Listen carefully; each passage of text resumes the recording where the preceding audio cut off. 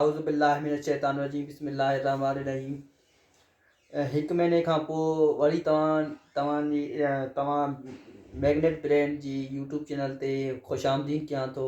इरफान अली कोसो ऐं वधीक मां तव्हां लाइ हिकु महीनो मां तव्हां लाइ वीडियो न खणी आए सघियुसि, छो जो मुंहिंजा पंहिंजा पेपर हलनि पिया और इन जे लाइ अॼु वरी वीडियो ठाहियां थो तव्हांजे लाइ। हिकु नओं लेक्चर खणी आयो आहियां जो लेक्चर जो नालो आहे DNA repair mechanism. DNA repair mechanism अॼु हाणे तव्हांखे मतिलबु DNA रिपेयर मैकेनिज़्म जे बारे में ॿुधाईंदुमि ऐं उन जे बारे में कीअं उन जो DNA रिपेयर थींदो आहे, उहो कीअं न्यू DNA ठहंदो आहे, उहो सभु कुझु इन जा टाइप्स 3 टाइप्स 4 टाइप्स आहिनि, उहे सभु कुझु तव्हांखे हिन बोर्ड जे ज़रिए बाक़ाइदा लेक्चर्स डिलीवर कयां थो। ठीकु आहे, मैग्नेट ब्रेन जे। ऐं तव्हां मुंहिंजी यूट्यूब चैनल खे सब्सक्राइब ऐं लाइक लाज़मी कीजिए। हाणे तव्हांखे ख़बर हुजे त DNA repair mechanism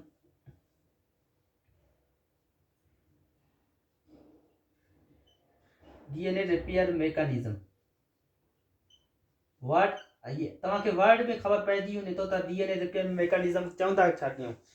basically DNA repair mechanism जा मुख़्तलिफ़ देयर आर डिफरेंट मैकेनिज़्म जा मुख़्तलिफ़ टाइप्स हूंदा आहिनि DNA रिपेयर मैकेनिज़्म जा। असांजे हिन लेक्चर में सिर्फ़ु जेके उहे टाइप्स डिस्कस कंदासीं जेके तव्हांखे फ़ाइदेमंद हूंदा। बेसिकली बहुत सारे मॉलिक्यूलर बायोलॉजी में ज़्यादा उनमें ॿिया टाइप्स पढ़ाया वेंदा आहिनि, सेल सिग्नलिंग में ॿिया टाइप्स पढ़ाया वेंदा आहिनि और इन तरह का मुख़्तलिफ़ सब्जेक्ट हूंदा आहिनि, उनमें ज़्यादा ॿिया सब्जेक्ट पढ़ाया वेंदा आहिनि। उनखां पहिरियां हाणे मां तव्हां लाइ हिकु ॿियो लेक्चर खणी आयो आहियां DNA repair mechanism. Basically there are different mechanism होता है DNA repair. Here we look at number 1 जो टाइप होता है वो बेस एक्सक्रीशन रिपेयर होता है। मतलब DNA का जो बेस पेयर होता है जैसे एडिनिन ग्वानिन थायमिन, उसका जो बेस पेयर होता है वो किस तरह एक्सक्रीट होता है, मतलब वो किस तरह उसमें किस तरह वो आ जाता है, म्यूटेशन आ जाता है। दूसरा जो है न्यूक्लियोटाइड एक्सक्रीशन, मतलब न्यूक्लियोटाइड में किस तरह एक्सक्रीशन रिपेयर होता है, वो किस तरह रिपेयर होता है वो भी मैं आपको बताऊंगा। उसके बाद नॉन होमोलैगस इन ज्वाइनिंग, ये हमारा टाइप नहीं है, वैसे मैं आपको बता दूंगा कि नॉन होमोलैगस ज्वाइन भी DNA रिपेयर मैकेनिज्म का टाइप होता है। और उसके बाद लास्ट जो है वो होमोलैगस DNA होता है। फिलहाल अभी आपको मैं DNA रिपेयर मैकेनिज्म के बेसिकली 3 टाइप स्टेप बताना चाहता हूँ को जो इन्वॉल्व होते हैं DNA रिपेयर में। स्टेप्स होते हैं DNA रिपेयर में।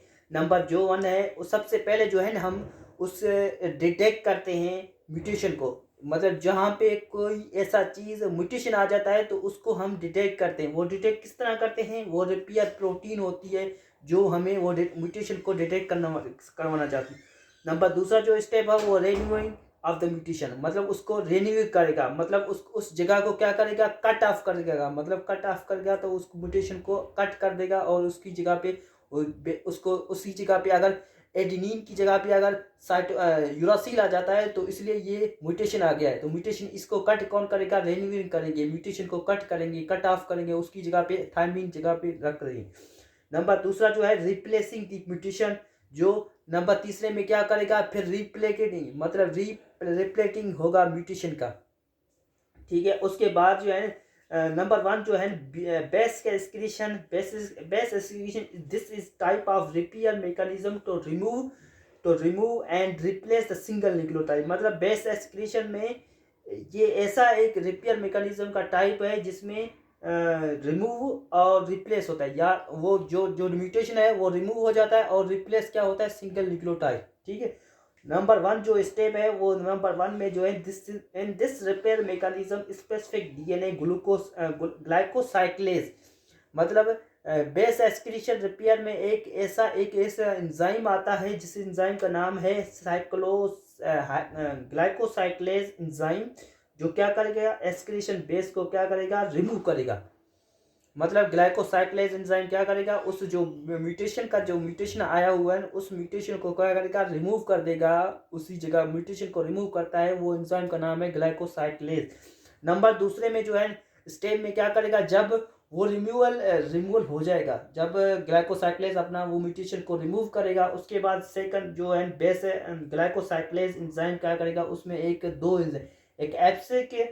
एप्सिक एपिक एंड पैरामेडिक, ये दोनों एंजाइम क्या करेंगे, रिकग्नाइज करवाएंगे डीएनए बेस को, डीएनए राइबोज शुगर को, डीएनए राइबोज शुगर है होता है ना, उसको उसकी जगह पे जो मिसिंग जो होता है ना, उसको कौन करेगा, वो एपिक एसिड एंड पैरामिडिक एसिड उनको रिकग्नाइज करेगा, उनकी जो बेस पेयर को मतलब आपस में मिला देता है, उसको वो दोनों एंजाइम होते हैं। ठीक है, नंबर थर्ड पॉइंट में जो है ना फास्फोडाइस्टर बांड, फास्फोडाइस्टेज नंबर 3 में जो फास्फोडाइस्टेज हाइड्रोलाइज एंजाइम आता है, वो क्या करेगा, फास्फेट ईस्टर बांड को क्या करेगा, तोड़ देगा। ठीक है, फास्फोडाइस्टेज एंजाइम आएगा, वो एंजाइम क्या करेगा, फास्फेट ईस्टर बांड को क्या करेगा, ब्रेक करेगा या उसको रिमूव करेगा। ठीक है, डीएनए स्ट्रैंड से। ये थर्ड पॉइंट है, मतलब बेस एक्सक्रीशन का थर्ड पॉइंट, थर्ड मैकेनिज्म। और तीसरा जो चौथा जो लास्ट जो वन होता है वो डीएनए पॉलीमरेज एड होता है करेक्ट न्यूक्लियोटाइड 3 प्राइम एंड पे, नेक ऑफ 3 प्राइम एंड पे। मतलब डीएनए पॉलीमरेज क्या करेगा, उस न्यूक्लियोटाइड 3 प्राइम एंड पे जाके क्या करेगा, करेक्ट जो न्यूक्लियोटाइड होगा उसको जाके ऐड करवा देगा। और फाइनली डीएनए लाइगेज 3 आएगा, उस सील को क्या करेगा, आपस में मिला देगा। ठीक है, ये होगा बेस स्क्रीन। अगर मैं आपको इधर से इधर मैं आपको थोड़ा सा हिंट दे देता हूँ, थोड़ा सा आप देख लें। ये है ये एटी है, ये जी सी है, ये एटी है, ये जी है, ये ए है। ठीक है, ये क्या करेगा, इसकी जगह पे ये तो है ना, ये आपको क्या करेगा, सब्सटेंस, ये इसमें ये तो आपको एक नॉर्मल डीएनए है। ठीक है, इसमें क्या करेगा, इसमें क्या होगा, इसमें होगा ये है कि यूर सेल जो है वो रिमूव हो जाएगा, यूर सेल रिमूव होगा। ठीक है, और उसमें ये रिमूव होके ये इस तरह का बन जाएगा, एटी बन जाएगा, एटी के बाद जी सी बन जाएगा, ये यहाँ पे जी की भी यहाँ पे ये खाली हो जाएगा। ठीक है, उसके बाद ए टी हो जाएगा, ये इसके बाद टी ए हो जाएगा, मतलब टी ए हो जाएगा। यहाँ पे ये जो मिसिंग जो वर्ड है ना, इस मिसिंग को कौन पूरा करेगा, इस मिसिंग को पूरा करेगा वो मैंने बताया था, तो एपिक एसिड एंड पैरामिडिक एसिड, पैरामिडिक एपिरिक एंड पैरामिडिक जो एंजाइम होते हैं वो जाके डीऑक्सीराइबोज शुगर को मिसिंग जो होता है उसको मिला देता है, ये दोनों। ठीक है, उसके बाद जो है ना ये खत्म हो जाता है, ये उस तरह हो जाता है,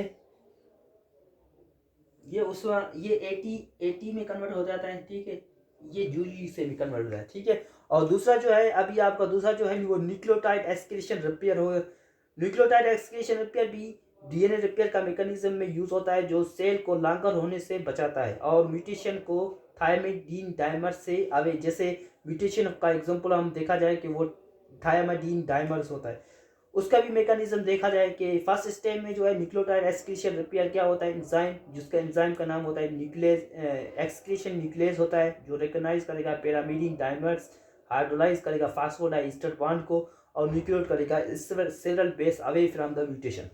मतलब इसका इस पॉइंट का जो मतलब है बेसिकली, इसका न्यूक्लियोटाइड एक्सक्रीशन रिपेयर में एक एंजाइम इन्वॉल्व होता है, जिस एंजाइम का नाम होता है एक्सक्रीशन न्यूक्लियस, जो क्या करेगा, पैरामिडिन डाइमर्स को क्या करेगा, पैरामिडिन डाइमर्स जो है ना, जहाँ पे जो म्यूटेशन में पैरामिडिन डाइमर्स जो म्यूटेशन आया हुआ था उसी जगह को फास्फोडाइस्टर बॉन्ड को क्या करेगा, ब्रेक कर देगा और उसमें जो न्यूक्लियोटाइड जो है म्यूटेशन अवे जाएगा, दूर जाएगा। ठीक है, उसके बाद जो है डीएनए, उसके दूसरे स्टेप में डीएनए हेलिकेज क्या करेगा, अनवाइंड करेगा। डीएनए हेलिकेज का काम क्या होता है, बेसिकली आपको पढ़ा होगा, अब फर्स्ट सेकंड क्लासेस में आपको पढ़ा होता है कि अनवाइंड, ये डीएनए हेलिकेज का काम क्या होता है, ये अनवाइंड करेगा और सेपरेट करेगा डीएनए फ्रेगमेंट को, और डैमेज डीएनए होगा वो सेपरेट हो जाएगा। ठीक है, मतलब पहले तो डीएनए लाइगेज काम क्या करेगा, अनवाइंड करेगा डीएनए फ्रेगमेंट को, और उसके बाद जो डाइमराइज म्यूटेशन होगा वो मतलब डैमेज डीएनए होगा वो स्ट्रैंड से अलग हो जाएगा।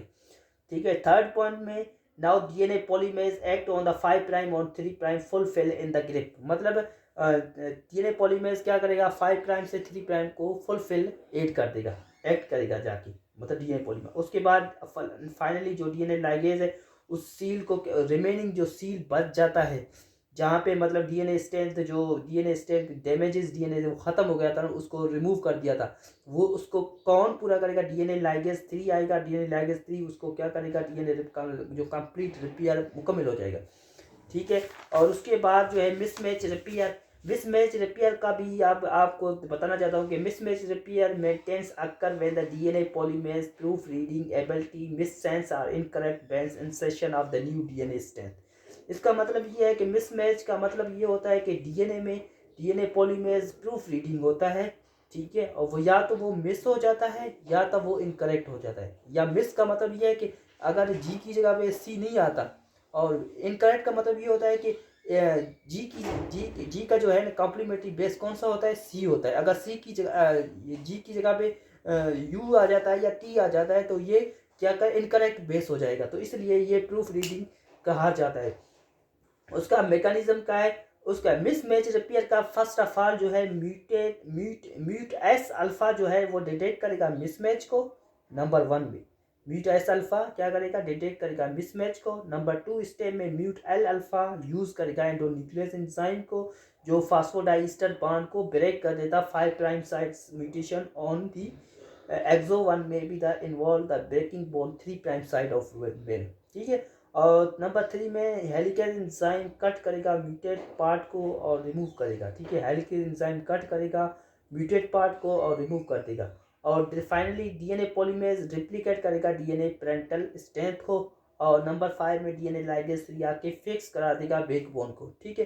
ये यहाँ तक इतना ही। खैर आगे लेक्चर को कंटिन्यू रखने के लिए मैं आपको एक नया लेक्चर डिलीवर करूँगा, वो उस लेक्चर का नाम होगा JK-ST8 signalling pathway. JK-ST8 signalling pathway मैं आपको समझाऊंगा वो किस तरह होता है, वो भी आपको मैं अगले लेक्चर में अगले वीडियो में आपको बता दूंगा। फिलहाल तक इतना, अपना दुआओं में याद रखना। खैर खैर, अल्लाह हाफिज़।